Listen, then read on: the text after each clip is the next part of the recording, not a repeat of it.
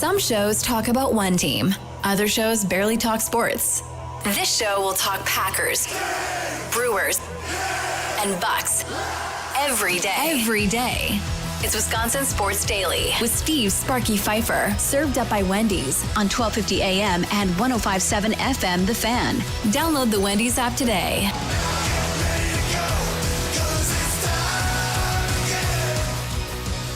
Welcome in. It is Wisconsin Sports Daily. Steve Sparky Fifer with you. Charlie Usen over there producing today's show as we broadcast live from the 1250 AM at 105.7 FM The Fan Studios, powered by the Potawatomi Sportsbook. A guest-free show. These do not happen very often, but when they do, I like to announce that we're having them, and that way you know that you are going to have a chance to be on the phones pretty much all day long. If y'all want to get on the phones and chat with myself, chat with Charlie Usen, whatever the case may be, always have those phone lines open for you. Nicolay Law Fan Talk and Text Line 414-677-1250. If you have not saved that number in your phone, why not? Save it in your phone. Fan. That's like I just put. Fan. F-A-N, right? And then anytime you want to call and yell at any of the shows, Pack a Day in the morning, 8 to 9 with Andy Herman, 9 to 11, Mason Crosby, Mitch Thunder Nellis. This show with myself and Charlie Usen, the leadoff show. Tommy's too good to take your calls, so you don't have to worry about that show. But the other shows all take your calls. And then Wisconsin Sports Weekend, they take calls too. Charlie Usen and Jack Pembroke, Saturday mornings from 9 to 11. So save the number in your phone, 414-677-1250, 414-677-1250. I know quite a few of you have it because we had full phone lines for, the first hour and a half or whatever it was yesterday, which was a lot of fun. So I have a confession to make, and I was told that I have to say this on the radio by Tommy Wirtz, and I don't want to get Tommy Wirtz mad at me. So the Brewers game is going on here, and the Brewers were down 2-1. Frelick hit a home run to start off the game for the Brewers. Then they had a bases-loaded situation later. What was it, the fourth inning, I believe, and they'd walked 3 straight guys. Joey Ortiz came up, promptly hit into double play to end the inning. It's nice. And Tommy and I were together because we ran to Wendy's to get food to come back, and then Charlie ended up having a sandwich too, a spicy chicken. And so I was like, Joey Ortiz, what else is new? So here comes the 6th inning. The Brewers end up tying it up. Yelich ended up getting on base. Turang had an RBI single to score him. It was an RBI double. I think it was an RBI double for Turang. And then they end up with the bases loaded. 2-2 game. Who's up? Joey freaking Ortiz. So, we're all here in the studio watching, all 3 of us.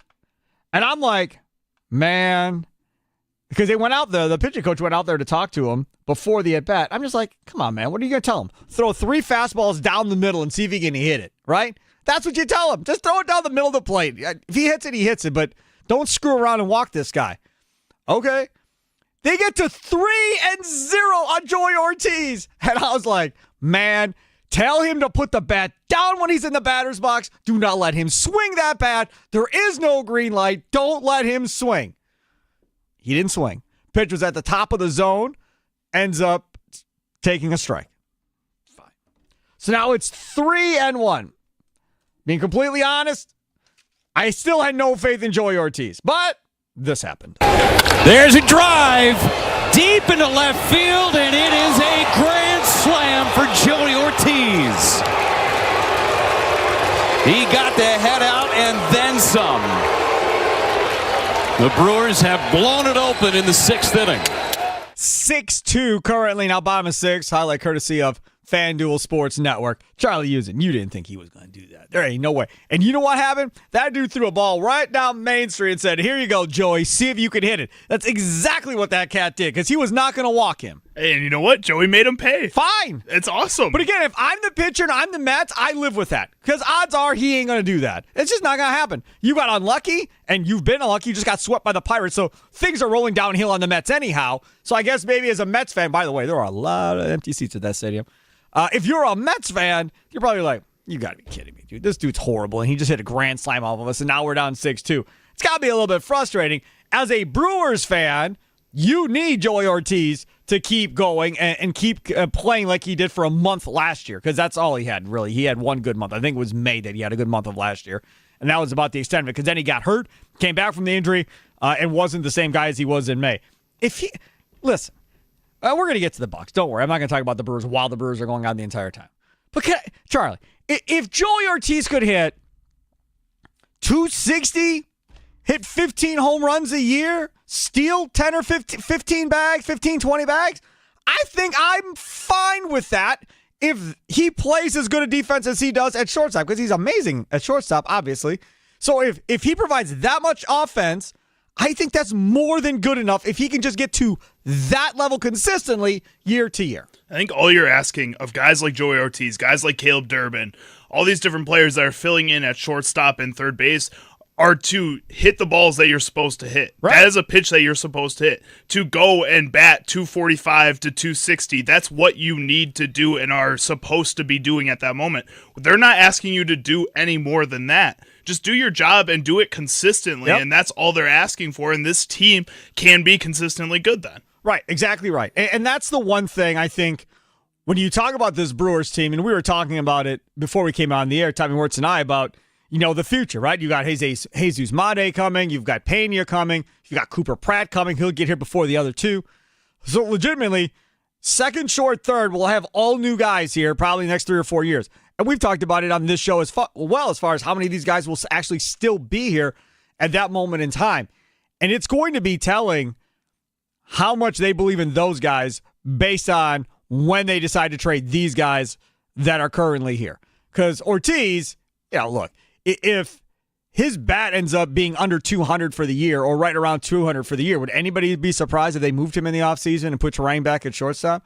I wouldn't be surprised by that at all. And somebody that's got a lot of offense, right, the Dodgers or whoever, has a lot of offense that doesn't need his bat, just wants his defense, would probably give you something decent for Joey Ortiz at this point, Charlie. Probably. I think you can get some kind of value for him at this point in his career. This is still only his second season. He way outperformed expectations last year.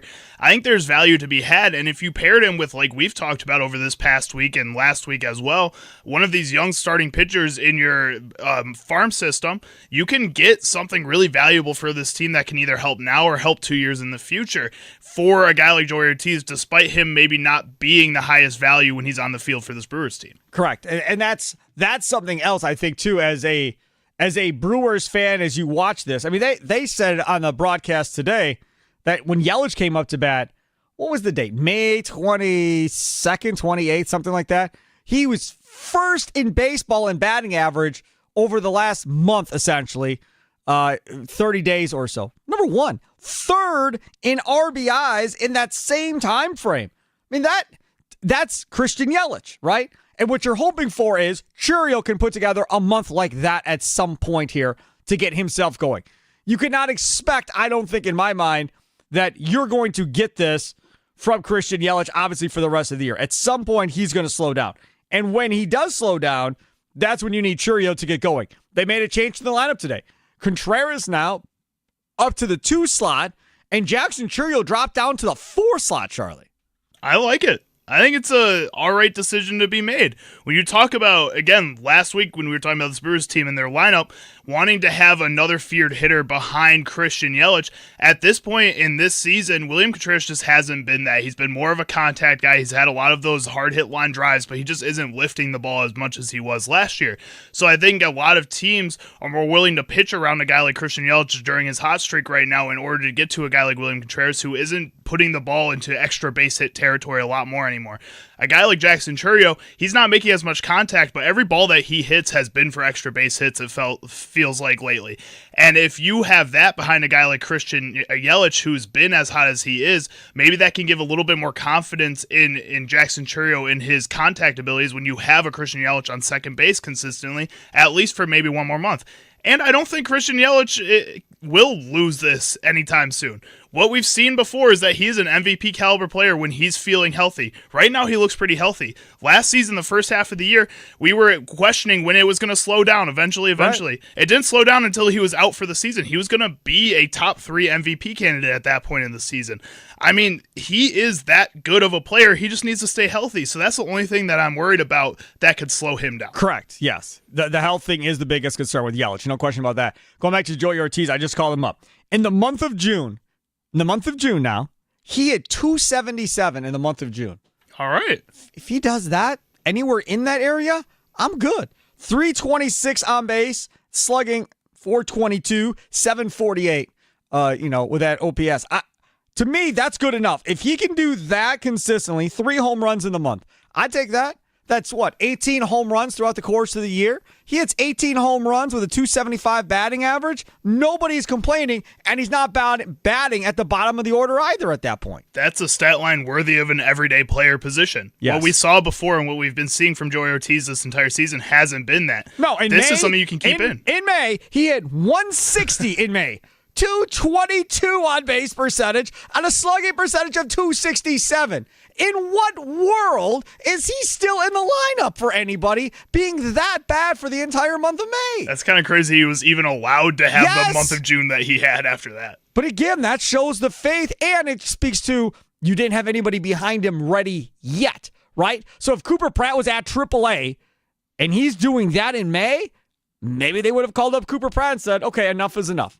We're going to give this young stud prospect a chance here to kind of do something. But that's not how it ended up, and good thing, because Joey Ortiz, it looks like he is turning around. Just like Christian Yelich, he just hit one to the wall in his last at bat, and the ball got caught. So runner on first, Brewers up 6-2. Don't forget, a second leadoff show. He's already done one. He's back for a second go-around coming up at 5 o'clock. It's a doubleheader today for the Brewers and the Mets. And really, I mean, you could call this the appetizer to the main course, because the main course is tonight when Mizorowski takes to the mound in New York City. That's going to be the main course tonight at 6 o'clock when he gets on the mound. Before that, you will have Tommy Wirtz from 5 until 6 of the leadoff show, powered by the Potawatomi Sportsbook. Looking forward to that. Coming up next, I want to get into the Milwaukee Bucks. There's lots to get into with the Milwaukee Bucks. That's why I felt like we didn't need a guest or anything like that, because there's so many different topics to take away from what happened yesterday. A lot of people, nationally, of course, freaking out about this trade. Front page of ESPN. Freaking out, right? Reckless. I've heard reckless. I've heard irresponsible. I've heard all of these different terms as far as stretching out Damian Lillard in order to sign Myles Turner. A lot of people freaking out about it nationally. Now, I have not heard that happening around here. But let's have the conversation, shall we? How worried are you that the Bucks will regret waiving and stretching Damian Lillard's contract at some point in the future? It's going to be stretched 5 years at around $23 million a year they will have to pay him, and he will not be on this team for the next 5 years. He'll be I bet you he's retired by the time this stretch is done, Charlie. Bet you Damian Lillard is done playing in the NBA by the time this 5-year stretch is done. I believe it. I think it would make sense. He'll be about 40 at that point. I mean, he's going to be coming off a torn Achilles way late in his career right now. Honestly, I wouldn't be surprised if for some reason he decided not to play again after this. He's getting paid for the next 5 years to sit at home and do nothing, man. I mean, that's a pretty good deal. I couldn't do it. I couldn't. You and I talked about this. There's just no way I could just sit at home and do nothing. I'd lose my mind. So we're going to ask you that. How worried are you that the Bucks may regret waiving Damian Lillard at some point in the future? Nicolay Law Fan Talk and text line 414-677-1250, 414-677-1250. Sound off with a recorded voice message there on the Odyssey app, Facebook and Twitter at The Fan Milwaukee. Time now for your fan weather forecast, brought to you by me. 86 degrees, partly cloudy skies, a high of 88 today. That high has already passed. A low of 66 tonight with clear skies.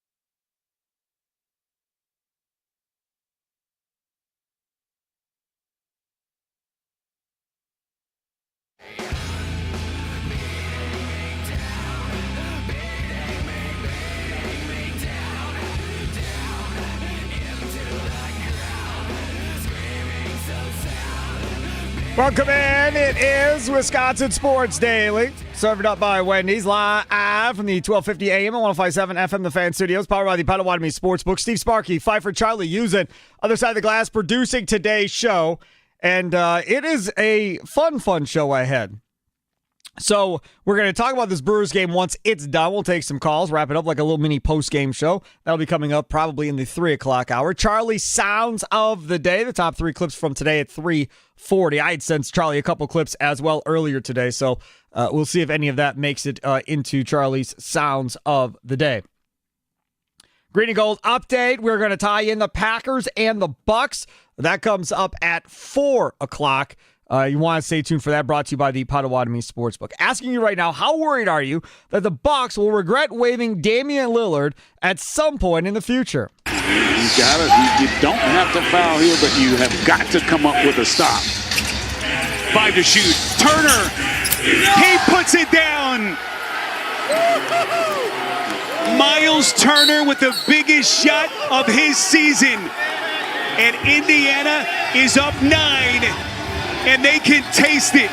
That's right. Myles Turner now going to be a member of the Milwaukee Bucks. I have a question coming in on my personal phone, Charlie Usen. I need you to look up and see if you can find an answer to. From Ian. Wants to know, can you stretch more than one player on a roster if you were, say, the Milwaukee Bucks? Meaning, could the Bucks stretch Kyle Kuzma and just release him and move on and call it a day? Could they stretch him? Because if you stretch him, it would be like $5 million a year per year for 5 years or 6 years, whatever that it would be. I don't know, $10 million a year. I don't know. I'd have to look at his contract. But I want to know if you could stretch more than one player at once, or can you only stretch one guy? I don't know the answer. That's what I told him, but I know Charlie Usen is the king of research. He will figure it out. The question is, how worried are you that the Bucks will regret waiving Damian Lillard at some point in the future because of this stretch provision that they're using? 5 years, $23 million a year for him not to play for the Milwaukee Bucks. Nicolay Law Fan Talk, text line 414-677-1250, 414-677-1250. As we broadcast live from the 1250 AM at 105.7 FM, the Fan Studios, powered by the Potawatomi Sportsbook. It's Wisconsin Sports Daily, served up by Wendy's. Let's go to Trell, North Side. You're first up on Wisconsin Sports Daily. What's up, Trell? What's going on, Sparky? What do you know, man? It's a nice day outside. Man, hey, Sparky, look, they're not gonna regret this. I'll tell you why. Now, the Bucks still need to find a number 2 option, and the 2 guys who I'm looking into are one through a trade with Wiggins and one through trying to see if you can sign Kuminga and force the Golden State Warriors. It would have to be a sign and trade. Yeah, it would have to be a sign and trade, I think. In order to make that work with Kuminga, it would have to be some type of sign and trade. No, it depends on if you can throw. You know, the Bucks still have the full mid-level, which is close to $15 million. Yeah. So I don't know if you'll be able. He can't. It's only a few teams that are able to pay him if they're willing to pay him. And he either would take that deal and prove himself, or he'll go back for the qualifying offer to Golden State.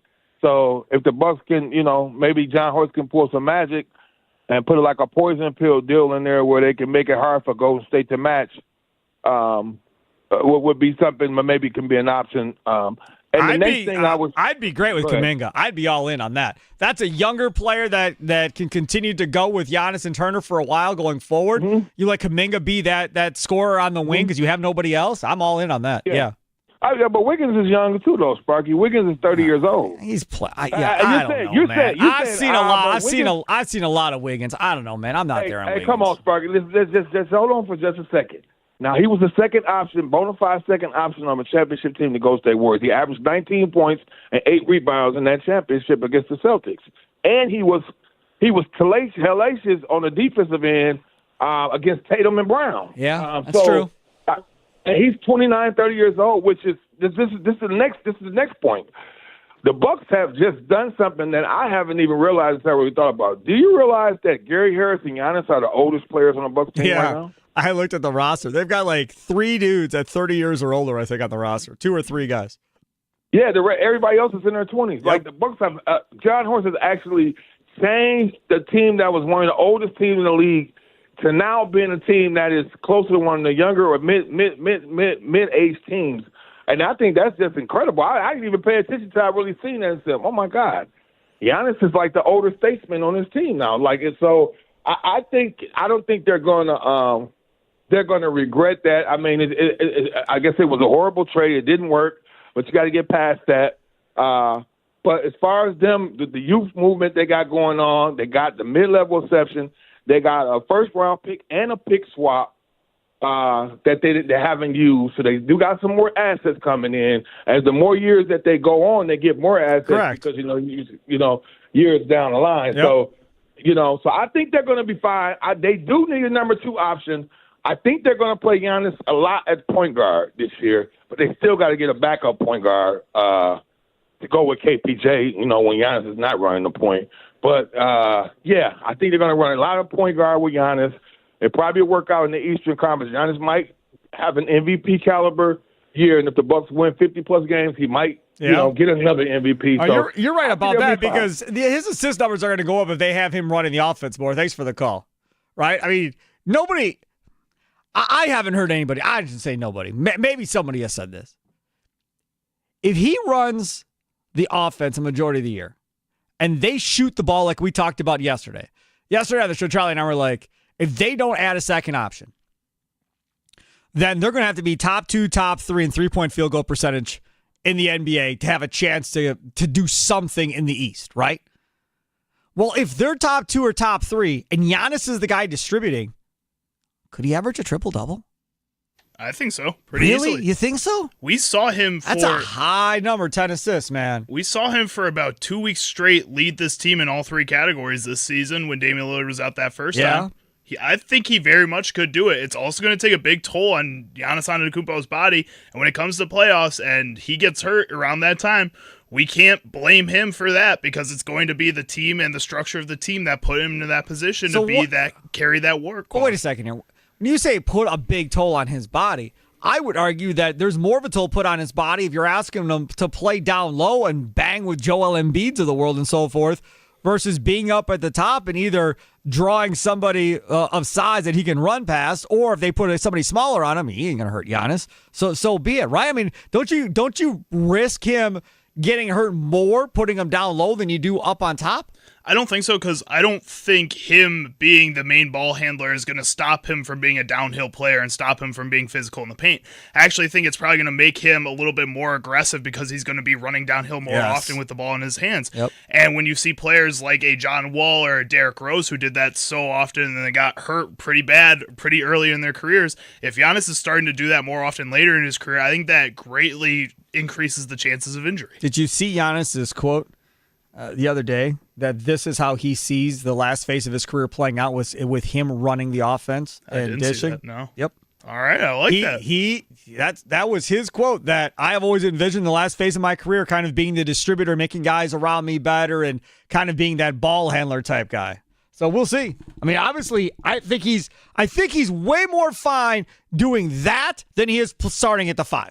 Like I just don't think there's any chance he will ever agree to play 30 minutes a night at the starting center position, because that would beat the crap out of him. 5, 7, 8 minute stretches, okay, maybe. But an entire game, no chance. I also just don't think that's where he benefits the team best. I think you put him there because he's the only rim protector you have. Yeah. Now you don't have to worry about that. You had Myles Turner. But prior to Myles Turner, he was the only guy you had on the roster. But like we've talked about before, hasn't been a better help defender in all of the NBA for the past 10 years, maybe all time. Like, he is that good at switching between guys and helping out his teammates and creating a brick wall on one side of a player to stop them from doing whatever they want to do. Putting him in the paint greatly limits his impact on the defensive side of the ball. No question. Yeah, you're absolutely right about that. Let's go to Corey, Southside. You're next here with Scott's at Sports Daily, served up by Wendy's on the Fan. You're on the Nicolay Law Fan Talk text line. What's up, buddy? Hey, thanks for taking the call, Sparky. Sure. Just one thing that I was thinking about is I don't think the Bucks will so much regret it like immediately. There's only one scenario I can think of where the Bucks might regret stretching out this money over 5 years. Is where, let's say, hypothetically speaking, KPJ for the next 2 years of his contract that he signed recently completely balls out, becomes an all-star, and then wants a max deal. And then all of a sudden the Bucks are like, we can't pay a max deal because we can't afford it. You know what I mean? I think that would be the only reason the Bucks would would regret doing this, what they did as far as stretching out Damian Lillard's $22 million over 5 years and everything like that. And it just makes Myles Turner a $50 million player with the money he's getting plus the dead money that Dame left behind or whatever and stuff like that. And that would be the only reason why I think the Bucks would regret it. If they get into a situation where a free agent wants to come to Milwaukee and wants $30 million a year or whatever, or like I said, if KPJ becomes an all-star and balls out and becomes that number 2 guy that besides Giannis, you know what I mean? Giannis number 1, KPG number 2, and he's averaging 20 points a game, 10 assists or something crazy like that, hypothetically speaking. That'd be the only way they regret it. All right, Corey, thanks for the call. Yes. Yeah, I'm with you.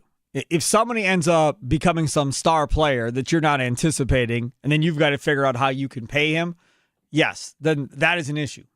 Let's just play the game. Let's play the game that KPJ becomes some all-star type level point guard. And then you have a decision to make.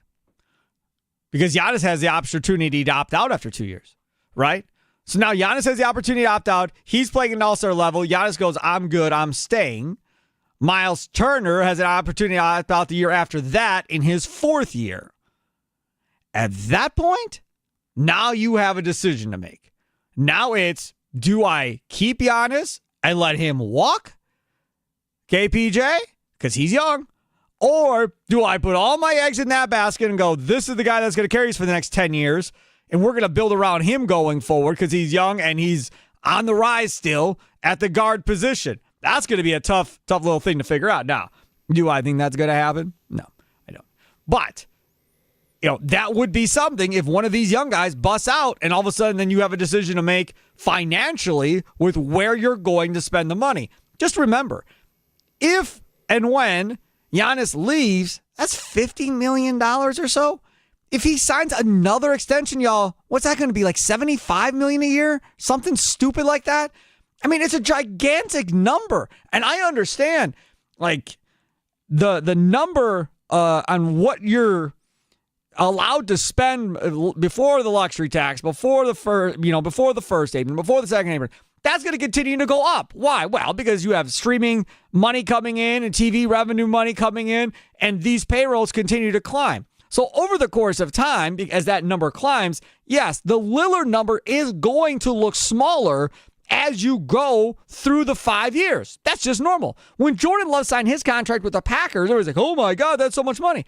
But by the time that deal is done, I bet you he's somewhere between 5 and 10 in the league as far as salaries go. Maybe 7 and 10 in the league before it's all said and done. It won't look as crazy, and especially if he's playing well, right? If he's a Pro Bowler and they go to the playoffs every year and he's got conference championship appearances, nobody's going to bat an eyelash at that deal. So that's the other way where the Bucks look at this and go, we'll be okay. We'll still be able to overcome.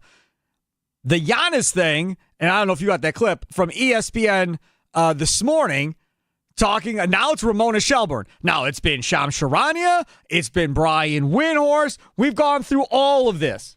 Now Ramona Shelburne. Now I'm just going to be straight with you. I don't think Ramona Shelburne is going to do anything. It's in my Sound of the Day folder. I don't think anybody is going to do anything crazy, like, have Ramona Shelburne make up a story and tell her to go on the air with it. Like, I don't think that's going to necessarily be the case. But this is Ramona Shelburne on ESPN. Listen to what she has to say. They did inform Giannis Antetokounmpo they were doing this, right? Okay. This was a conversation with John Horst. Giannis is on vacation with his family, obviously. Now, did they tell him they were waiving Damian Lillard in order to facilitate this? I don't know the answer to that. But he did know about Myles Turner, and I think he was excited about Myles Turner because he's played against him. He knows how good he is. He does, as they just explained, he does so many things well that they need on this team. I think Sean said something very interesting earlier in the show, and I keep hanging on what he said because I listen to every word that man says. He said, if by the end of the offseason, Giannis looks at what they're doing and likes where they are, he's going to look himself in the mirror, right? At the end of the offseason, that's the closest I've heard for anyone to put a date on when Giannis is going to have that conversation, when he's going to make it, whether it's a decision or have a conversation about his own future in Milwaukee. And that jives with what I've heard before. Usually moves of that stature, they don't take place until later in the offseason. People need to see how things settle. Right. And so I think when he said end of the offseason, that was something new to me. And let's see, as Brian said earlier, is that needle moving? Is that enough? Is this enough? But he did know about Myles Turner, and I think there was an alignment with the franchise and Giannis. Can I just tell you something? That got posted by a Bucks account today. That Ramona Shelmorne clip got posted by a Bucks account. Now, I will say, again, Lillard must have been going through Twitter, put his name in, or Dame in, and then was going through to see what people were saying about him. Or maybe I'm wrong, and he follows Bucks Show Yo on Twitter. Do we think Lillard follows Bucks Show Yo on Twitter? Highly doubt it. But he found the tweet, and he replied to the tweet, to that specific tweet. What did he reply with? Tommy, you're in here. Who or what in the world is that? And what is that all about? That is Jack Black in Nacho Libre. Without a shirt on. Yeah, he's playing the character Nacho Libre. Yeah, I don't. Can I do this here? Yeah. So there it is from Lillard on Twitter. That's, you're on YouTube streaming us right now at the Fan Milwaukee. You will see the picture. So what does that mean? What does that mean? How do I interpret this dude without a shirt on? I think the emotion is confusion, maybe, or what? Maybe something along those lines. I can't really put that into words for you. Interesting, because this is my thing. So if you're Damian Lillard, are you believing a reporter on ESPN, or are you believing what Giannis tells you? Because one would think, could be wrong, that Giannis calls Lillard and says, hey, dog, I just heard. I'm so sorry. They never talked to me, blah, blah, blah. I had no idea, right? And Dame's like, hey, man, it's all good. Don't worry about it. We're good. Okay. And then Lillard sees ESPN, and they see this thing about how he was all behind this deal with Myles Turner, and he was good with it, and everything was fine. But maybe he didn't know they were going to waive Lillard in order to make Turner happen. Who knows? No idea. But the fact that Lillard, first of all, put his name into Twitter and found some of this stuff to retweet is kind of funny to me. Like, do all athletes do this? I thought that was a Durant thing. I didn't realize more than Kevin Durant did that in the NBA. But apparently there's more than that, Charlie. Oh, yeah, there is. And Damian Lillard's very active on Twitter, likes to talk to people's social media. He likes Instagram a lot. He wasn't tagged. The only way he could have found that, unless he follows that account, the only way he could have found it if he put in Dame, Bucks Show Yo. You think Lillard was following Bucks Show Yo? No, but I'm sure he's following other NBA stuff, and that can just show up in a feed. I guess. You know, sure. Like just random things will show up in your feed. He may not have looked up. And yeah, maybe he is looking up his name to see what people are saying. Right. He's kind of a hot topic right now, man. I can't, man. That's just. I'd be a little intrigued to see what people are saying about me right now. You're looking for a fight. If you put your name in after that happens, you're looking to be pissed off and fight with somebody. That's what you're looking to do. What else would you see? Why else would you do it? Unless he's already kind of pissed off and not as happy as people make it out to see. Oh yeah, apparently he's elated. So yeah. I mean, good for him that he's happy and gets to go hang out with his family and work and rehab and all that. Let's go to Fitness Steve in Random Lake. You're next here on Wisconsin Sports Daily, served up by Wendy's. What's up, Fitness Steve? How you been, man? Good, real good. How you doing, man? Doing good. How's your family? Family's doing good. Got a 2-year-old daughter now. It's going to be 3, and the boy's 9 already. And yeah, we're just cooking along. That's good. I have two quick questions for you. Number one, I put something on your personal phone about Giannis. Giannis was the one that got the Indiana center to come to the Bucks. I don't know. Did you see it? I don't know if you caught it or not. It was on your cell phone. No, I don't have it. I did not get it. Whatever you sent it to me, I don't have. No. Okay. All right, you still have the same phone number you had before, right? I do, yes, but I did not get whatever you sent me. I'm not gonna talk. What I want to talk to you about, and I was talking to the guy who talked to me. What's your thought of maybe going to Giannis and saying, Giannis, you want another championship. You're doing. Can we rework your contract? The money that you got, we'll give you. We'll give you even a little more. But can you take less? Maybe give you. What is he making? $50 million this year? 55, 54, something like that. Yeah. Okay. Say he take 27 instead of 54.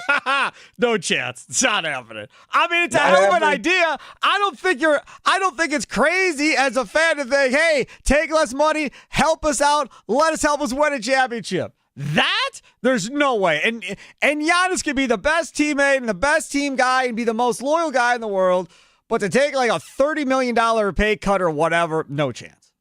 No chance. No chance. Well, it's a good thought. It's a thought out there. Yeah, no, Jordan did that, didn't he? In his days, he took less money. Oh, Brady so he could sign more players. Yeah, right? Brady took less money as well along the way. Thanks for the call. Brady was never the highest paid player in the league ever at any point. Never happened. Right? That was Brady's deal. Never was. You have guys restructure contracts to move money, right? So let's say we wanted to sign Charlie to a long-term deal. And we go to Tommy and be like, hey, man, we got to get Charlie's contract in here. Can we move some money around and take care of you on the other side or whatever the case may be if you help us out here? And then Tommy can be like, I like Charlie, but screw you. You're not touching my money. And then Charlie goes to work another radio station. Tommy's like, I don't care. Not my money. So sometimes you need guys like that to be beneficial. You see that more in the NFL. I never see that in the NBA. I never see restructuring contracts in the NBA. I never see restructuring contracts in Major League Baseball. The only place I see guys restructuring contracts to help the team get other guys in is in the NFL where there's a hard salary cap. But the NBA has luxury tax and everything else going on right now. If a couple of Pacer players would have restructured a couple of contracts, maybe they could have signed Myles Turner. Maybe. I think the big difference between the NBA and the MLB and then versus the NFL is that in the MLB and NBA, they're a little spoiled by fully guaranteed contracts. Sure. And I think that's what changes things. I think in the NFL, when you ask a guy to restructure his contract, most of the time it's with the caveat that you're going to guarantee a bit of that unguaranteed money that's there in order to get him to stick around, which is a lot more enticing than just saying, hey, you already have this money. Can we just move it around for you? Versus, hey, you don't have this money yet. We'll make sure you get it now, and we'll just give it to you a year later instead. Is that okay? Yeah, I'd say yes to that if I'm an NFL player, and you're not making as much money year by year compared to the NBA and MLB. I mean, there's a lot more, I don't want to say desperateness there, but there is for these guys. Coming up next, we're going to hear from a Pacers beat writer from the Indianapolis Star. He joined the Mason Crosby Show earlier today. We cut it up into pieces because I want to make sure you guys hear the Indiana side of things, the Pacers side of things involving this deal. That the Brewers were able to come down and get Myles Turner. This Brewers game, not the Brewers, the Bucks. This Brewers game, hey, break out Isaac Collins, y'all. He's got a solo homer in this game. He's now 4 for 4 in this game after another base hit in his last at-bat. A couple of guys on base right now. 7-2 Brewers are up top of 9. We'll get more into that. Potawatomi Sportsbook, that's the perfect place to go watch this game or other games, whether it be baseball, basketball, football, hockey, soccer, racing, you name the sport, tennis, they got it on the Potawatomi Sportsbook. They could show over 30 sporting events at one time. That's right. They can show 30 sporting events at one time. 2,000 square foot center screen, 6,500 square foot sportsbook, 2 levels. Potawatomi Sportsbook is amazing. 48 different beers on tap, 12 different specialty cocktails, 12 or more. They probably have more than 12, but dozen or so specialty cocktails. All kinds of amazing food, including an all-day brunch, homemade desserts and pastries made on site each and every day. So you get some fresh desserts every day. I always recommend reserving ahead of time. Go to Potawatomi.com/sportsbook. Potawatomi.com/sportsbook. It's Wisconsin Sports Daily. Served up by Wendy's. Live from the 1250 AM at 105.7 FM The Fan Studios. Powered by the Potawatomi Sportsbook. Sparky here.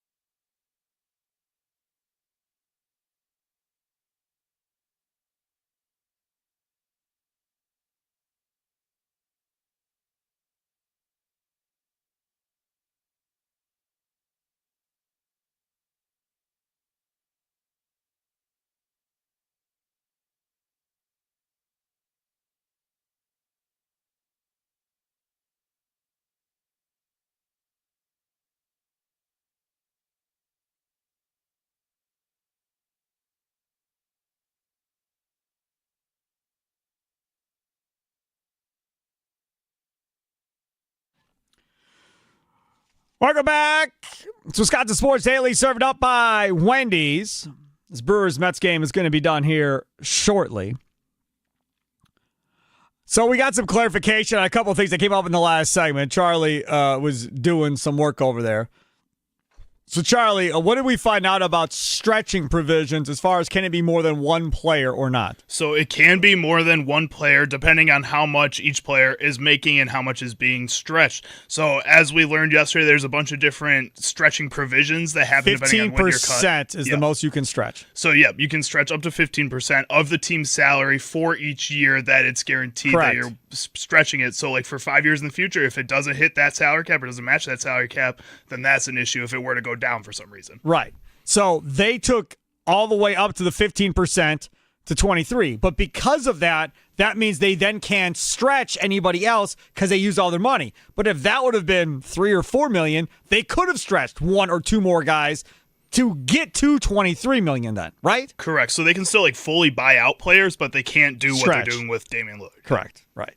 So that takes care of that. And then Tommy was over here. You were looking at the whole idea of why there's not restructuring going on in the NBA like there is football. Yeah. Players, it says right here, players cannot renegotiate their salaries downward in the NBA due to the fully guaranteed nature of most contracts. Teams can restructure contracts under specific conditions, typically to create the salary cap space or manage future obligations. But however, contracts for 4 or more seasons are the only ones that can be renegotiated, and the renegotiations can only occur after the 3rd anniversary of a contract signing or extension. That's a beautiful thing.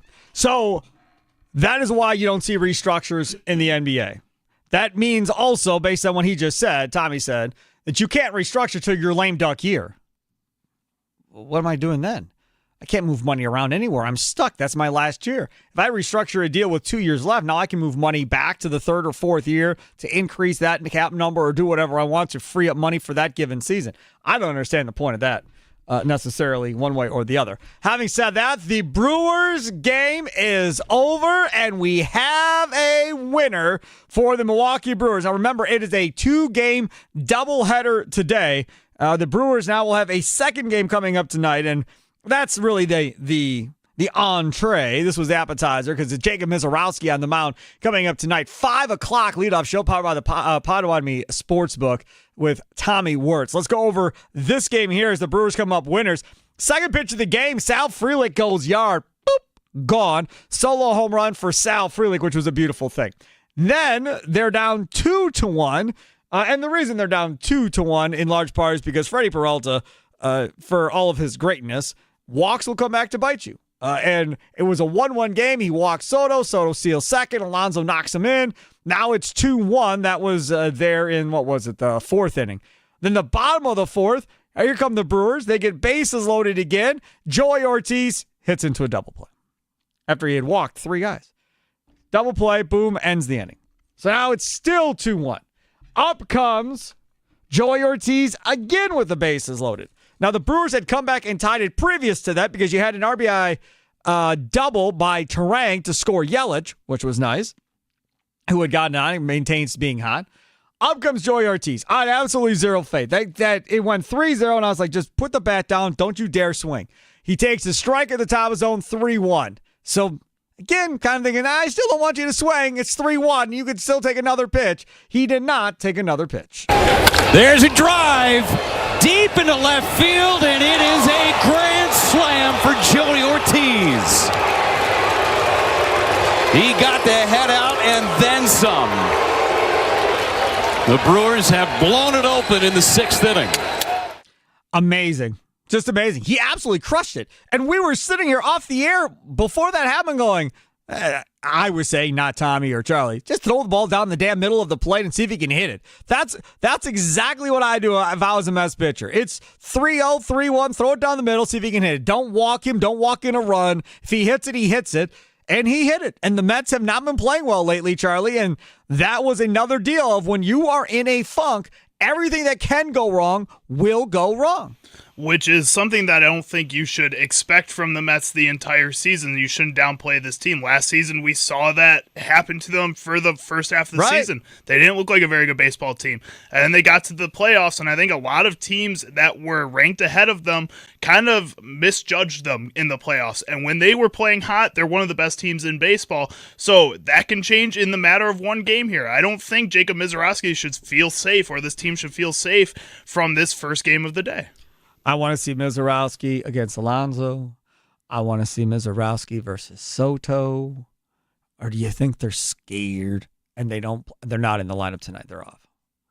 How funny would that be if Soto and Alonso both off tonight, don't want to deal with the Miz, got no want to be embarrassed, just simply not playing tonight, and they're out of the lineup, hiding from the Miz. That'd be so lame. I'd be so sad. I wouldn't be. I'd laugh. I think it'd be amazing. Oh, I would be amazing if you guys ducking the Miz already coming up tonight. Charlie, Tommy, come on, man. Yeah, now I don't know who you are with this false confidence in Jacob Misiorowski, because this is something that I say. This is something that I usually have, that bring it on. No one is going to touch this kid. He's so good, and man. You're in after 3 starts on him. You're all in. May have just ruined him. I think that may have just ruined him. We want to see him up against those guys, because that's what's going to be the ultimate at bat in October, right? You want to see the best matchups, and after Misiorowski just shot up everyone's prospect rankings as they just updated all of them across Baseball America and MLB Pipeline.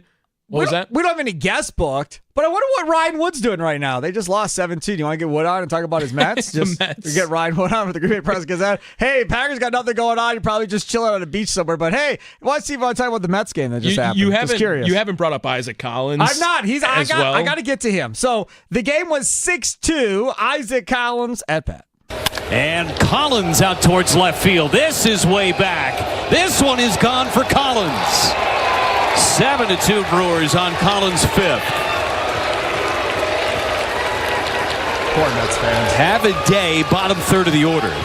Isaac Collins, 4 for 4. Now look at this. Look at this. Look at FanDuel Sports Network, Wisconsin. Joey Ortiz is the one they're interviewing. Isaac Collins was 4 for 4, 2 runs, an RBI, and a home run, and a walk. He was on base 5 times out of 5 at-bats. Joey Ortiz had 1 freaking hit. It was a grand slam. He had 1 hit, and that's the one we're talking to? Come on, man. Isaac Collins improves his OPS to 798 on the season after the day he had today, getting on base 5 times. 270 batting average, 375 on base percentage, man. This is a guy after 17 ABs last year. We were like, get him off the team, right? Did nothing to impress during that time, but wow. You couldn't imagine this out of Isaac Collins through 85 games this season. Isaac Collins, 27. Isaac Collins will be 28 on July 22nd. So still relatively young, right?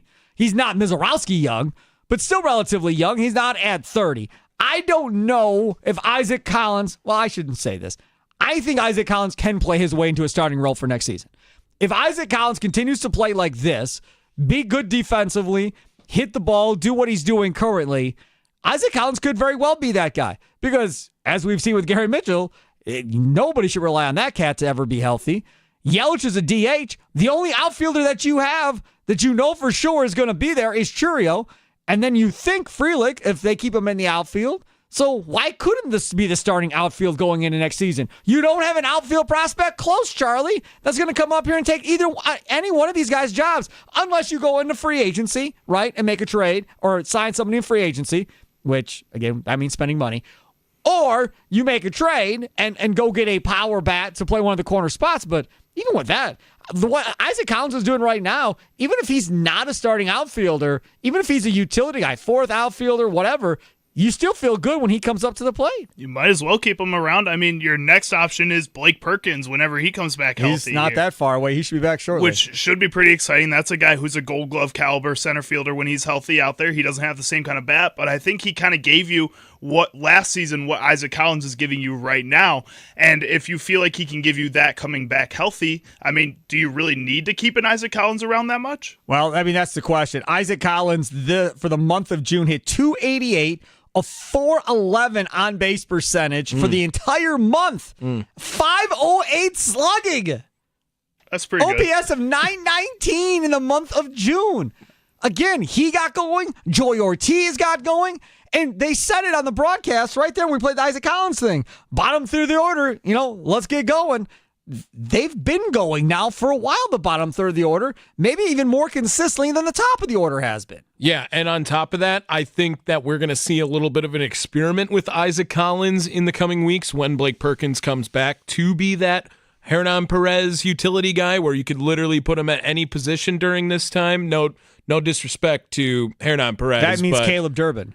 But he's not playing shortstop. He's correct. Played second and third, but he's played more third than second down in the other even minors. just for off days for those guys because Terang, Ortiz, and Durbin seem to be in the lineup every day, Correct. right? And now you can move things around. You can try Terang at shortstop and putting Joey back at third base while you throw Isaac Collins at second base. But the move for Daz Cameron to be the corresponding move for Anthony Siegler to come up makes me believe that that's what their plan is with Isaac Collins. Yep, probably right. He is Tommy Wirtz. You catch him coming up on the leadoff show, powered by the Potawatomi Sportsbook, 2 hours from now, coming up at 5 o'clock. Brewers win 7-2. Get your thoughts on the game. Get your thoughts on Isaac Collins. Get your thoughts on Joey Ortiz, Christian Yelich, Nikolai Love, Fan Talk, text line 414-677-1250, 414-677-1250. Facebook and Twitter at The Fan Milwaukee.